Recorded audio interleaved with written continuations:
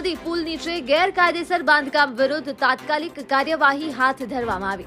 ડીસા બનાસ નદીના પુલ નજીક સાંતુજી ઠાકોર દ્વારા કરવામાં આવેલા ગેરકાયદેસર રોયલ્ટી ઓફિસનું બાંધકામ સામે પ્રાંત કલેક્ટર નેહા પંચાલ દ્વારા આજે ઓચિંતી તપાસ કરવામાં આવી। છેલ્લા 11 વર્ષથી ચાલતો વેબ બ્રિજ અને 2 ઓરડીઓનું બાંધકામ લીઝ સંબંધિત કાયદેસર દસ્તાવેજ વિના કરવામાં આવેલ હોવાનું બહાર આવ્યું છે। તપાસ દરમિયાન કોઈ પુરાવા રજૂ ન થતા તાત્કાલિક સિટી મામલતદાર, સર્કલ ઓફિસર, તલાટી મંત્રી અને યુજીવીસીએલની ટીમને સ્થળ પર બોલાવી બંને ઓરડીઓ સીલ કરવામાં આવી। વીજળી કનેક્શન પણ તરત જ કાપી નાખવામાં આવ્યું।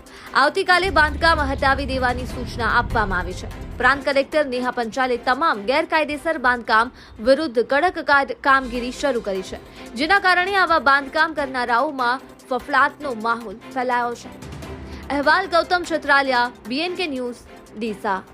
રોજ બનાસ નદીમાં આકસ્મિક મુલાકાત દરમિયાન અહીંયા એક ઇલીગલ લીઝની ઓરડી જણાઈ આવેલી હતી, તો તાત્કાલિક તેને લીઝ વિશે માહિતી પૂછતા એ લીઝ ધારક મહાદેવિયાનો હોય આખોલ નાનીમાં બ્રિજ પાસે જે એને ઓરડી બનાવી છે ઇલીગલ હોય ત્યાંથી તાત્કાલિક ખસેડવા અને તેને સીલ મારવાની કાર્યવાહી હાથ ધરવામાં આવેલી છે।